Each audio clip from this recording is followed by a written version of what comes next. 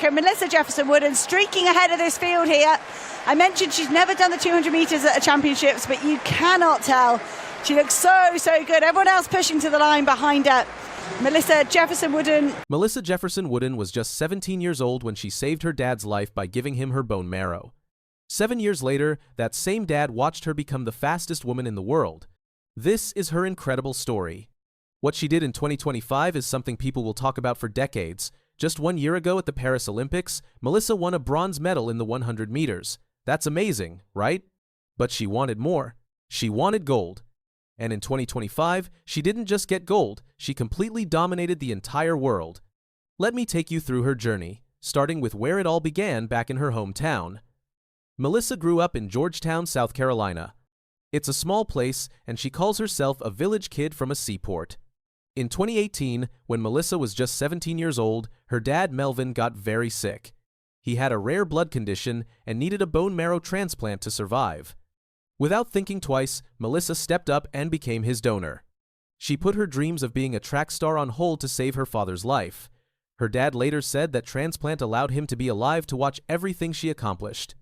That's the kind of person Melissa is. Family comes first, always. After that, Melissa went to Coastal Carolina University and started showing the world what she could do. In 2022, she won the NCAA Indoor 60-meter championship. Then she won her first national title in the 100 meters at the USA Championships. She made it to the World Championships that year and won her first gold medal as part of the 4x100 relay team.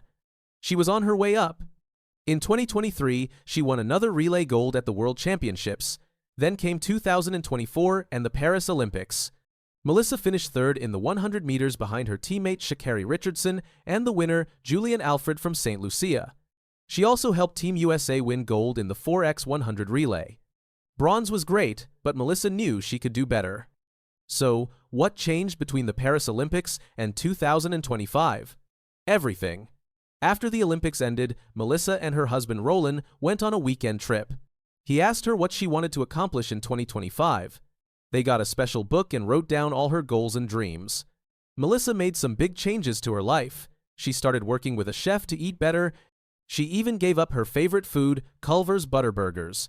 She became more disciplined and focused. She said she wanted to take those extra steps to really achieve what she said she wanted to achieve. And boy, did she achieve it. The 2025 season started with Grand Slam Track, a new competition series created by Olympic legend Michael Johnson. Melissa signed up and immediately started winning. In April, she went to Kingston, Jamaica, and won both the 100 and 200 meters. Then in May, she went to Miami and won again, becoming the first athlete to win back-to-back Grand Slam titles. But the real magic happened at the Philadelphia Grand Slam in late May and early June. On the first day, she ran the 200 meters against Gabby Thomas, who won the gold medal in that event at the Paris Olympics. Melissa had a simple plan: get out fast, take the lead, and make them chase her. It worked perfectly. Wow. Can Gabby Thomas hold this in? She's got work to do. Oh, wow. Hold of Jefferson-Wooden. Can she get there? But she's got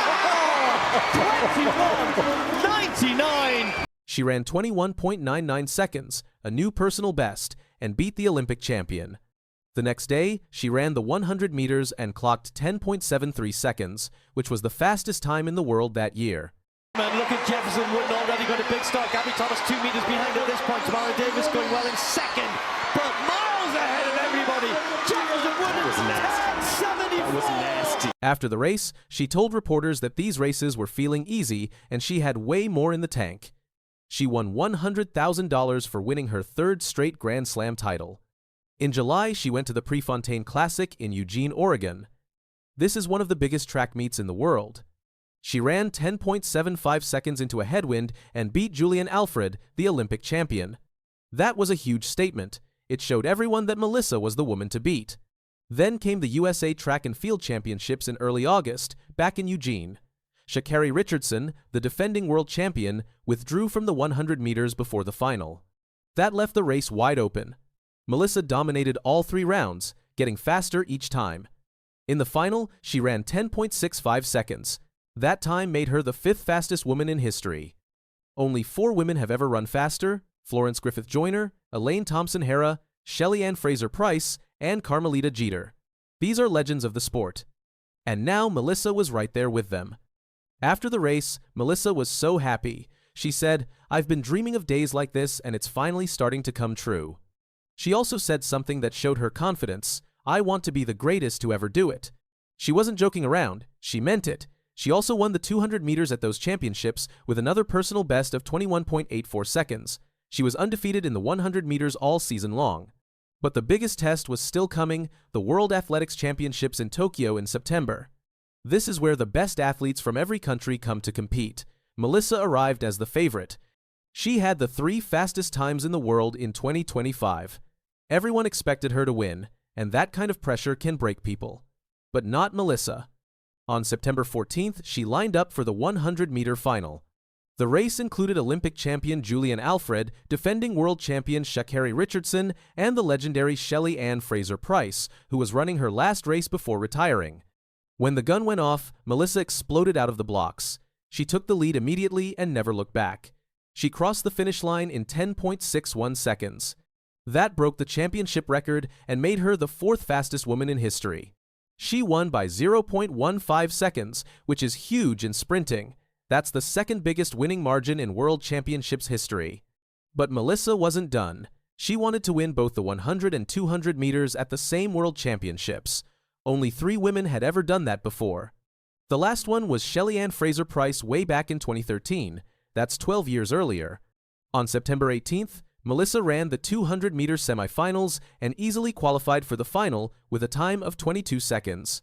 The final was on September 19th. The race had to be restarted because someone false started.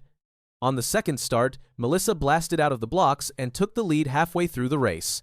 She won in 21.68 seconds, the fastest time in the world that year. She won by almost half a second. The only person who ever won by more was Allyson Felix back in 2007. Amy Hunt from Great Britain got silver in a huge surprise. Shericka Jackson from Jamaica got bronze. Melissa became the first American woman to win the 200 meters at a World Championships since Allyson Felix in 2009. After the race, she said, "Being the first American to win the women's 200 meters at a World Championships since Allyson Felix means a lot. I looked up to her so much growing up." She also said, "Not a lot of women double anymore, so for me to come here, do the double and win gold medals just says a lot." Then Melissa did something even more special. She helped Team USA win gold in the 4x100 relay. That gave her 3 gold medals at 1 World Championships, the 100 meters, 200 meters, and 4x100 relay. This is called the sprint triple. Only one other woman has ever done this, Shelly Ann Fraser-Pryce in 2013. Melissa became the first American to ever achieve it. Let's put this in perspective. Melissa went the entire 2025 season undefeated in the 100 meters. She won 20 out of 22 races total. She set championship records. She became the 4th fastest woman ever. She won 3 gold medals at 1 World Championships, and through it all, her family was right there with her. Her parents traveled all the way to Tokyo to watch. Her dad, the man whose life she saved 7 years earlier, got to see his daughter become a world champion. Paulino's coming back. She's not beaten yet. This is so close. McLaughlin Levrone for history. She's driving for the line, and she's done it. One of the fastest women on the planet just admitted she's been eating way too much. And honestly, everyone loved her for it. Sydney McLaughlin Levrone is not your average athlete. She's a 4-time Olympic gold medalist. She holds the world record in the 400-meter hurdles. And at just 26 years old, she's already made history in ways most athletes can only dream about. But recently, at her New Jersey Hall of Fame induction, she said something that caught everyone off guard. Standing there in a beautiful green gown, surrounded by other New Jersey legends like hockey star Martin Brodeur and the Jonas Brothers, Sydney made a confession. She told this to Fox 5 New York. I enjoyed my off season a little too much, so I'm gonna slowly get back into training now. I've been eating a little too much, but you have to rest. The woman who just ran the 2nd fastest 400 meters in history is worried about eating too much. The anchor interviewing her had the perfect response. He simply said it was well-deserved. And he was absolutely right. Let's talk about what Sydney actually did during her off-season. She wasn't just sitting around eating snacks all day. She was making jewelry. She was doing pottery. She went on vacation with her husband, Andre Levrone Jr. She tried all kinds of different foods. Basically, she was living her best life. And you know what? She earned every single bite. But here's the thing about Sydney. She's actually a huge foodie. After her final race of the season at the Diamond League final in Brussels, she dominated both the 400-meter flat and the 200-meter invitational race. Her times were incredible: 49.11 seconds and 22.40 seconds. But you want to know what she was most excited about? The big plate of waffles and chocolates waiting for her after the race. She even said, "This is the best meat ever." That tells you everything you need to know about Sydney. She's real, she's relatable, and she understands something that a lot of people forget. Food is meant to be enjoyed. Now, don't get the wrong idea. Sydney is super disciplined about her diet. She talked about this on the Jinger and Jeremy podcast with her husband. Her regular meals are high protein, healthy carbs, lots of vegetables, and plenty of water. She eats healthy sweets sometimes. But here's where it gets interesting. Sydney said, "Any day can really be a cheat day, to be honest. It's just a matter of how much we eat."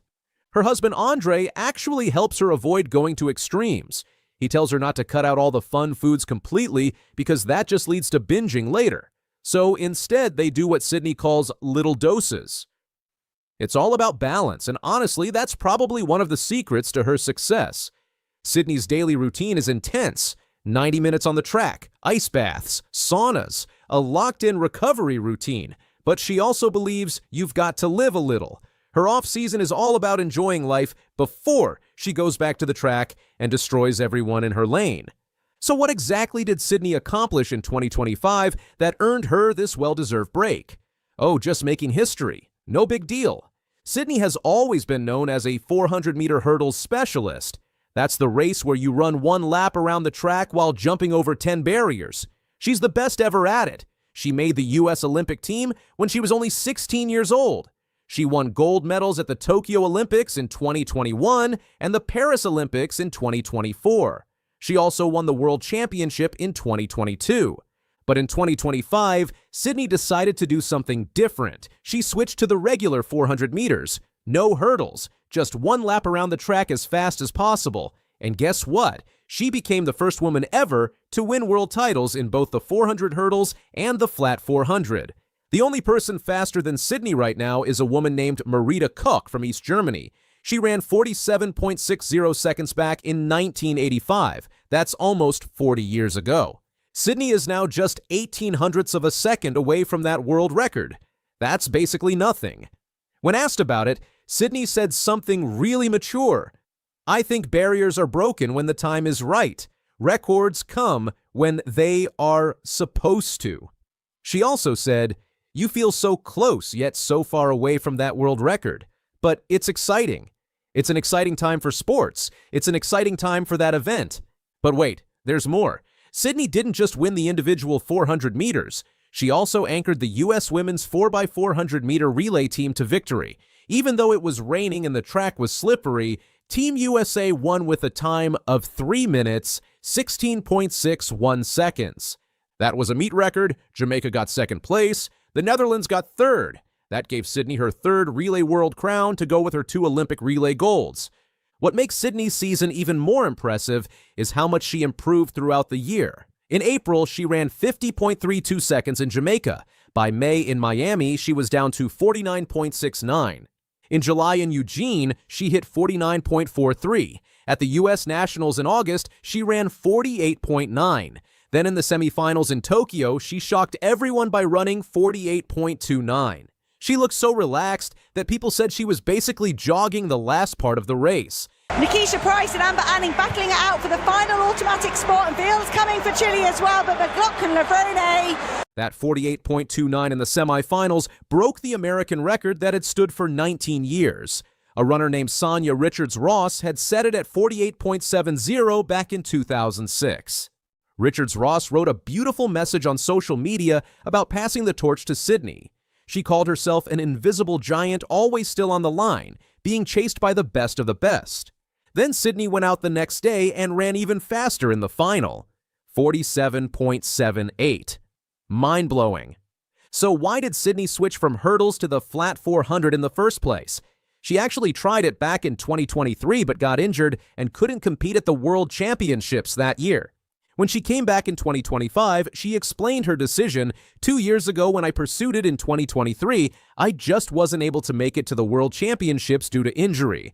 Circling back this year, I felt this tug on my heart to really pursue it again, just wanting to push myself through that challenge, and I'm grateful for how it turned out. That's classic Sydney. Always looking for the next challenge, always pushing herself to be better. So what's next for Sydney? That's the big question. Her plans for 2026 are still secret, but there are some exciting possibilities. World Athletics just announced that the World Indoor Tour is coming back in 2026, and for the first time, they're including the women's 400 meters. The tour starts with the New Balance Indoor Grand Prix on January 24th. Since Sydney is a New Balance athlete, there's a good chance she might compete. Could she go after the world record? Definitely. She's only 18 hundredths of a second away. That's totally within reach. Paulino's coming back. She's not beaten yet. This is so close. McLaughlin-Levrone for history. She's driving for the line, and she's done it. 47.80. Sydney McLaughlin-Levrone just made history at the World Championships in Tokyo, and what she did has never been done by any American woman before. She broke a record that stood for 40 years, and now everyone's asking the same question. Is she about to win Athlete of the Year? Let me tell you what happened in Tokyo. Sydney ran the 400-meter race, and she finished in 47.78 seconds. That's the second fastest time in the entire history of the world. But here's the big part. She's now the fastest American woman to ever run this race. She beat a record that Sonia Richards-Ross set years ago, and she's the first woman in 40 years to run faster than 48 seconds in this event. 40 years! That's how long people have been waiting for someone to do this. No woman has run this fast. We know she's great over the barriers, but now McLaughlin-Levrone has elevated herself. But Sydney didn't stop there.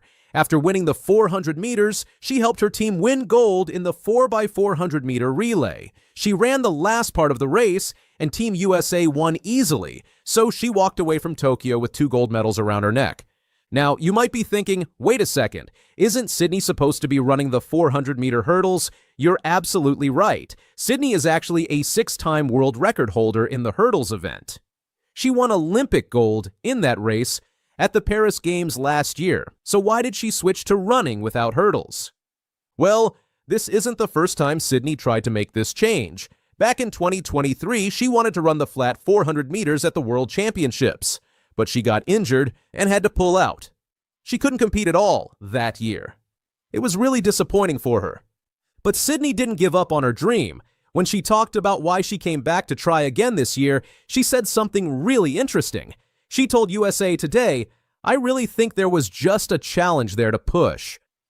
2 years ago when I pursued it in 2023, I just wasn't able to make it to the World Championships due to injury.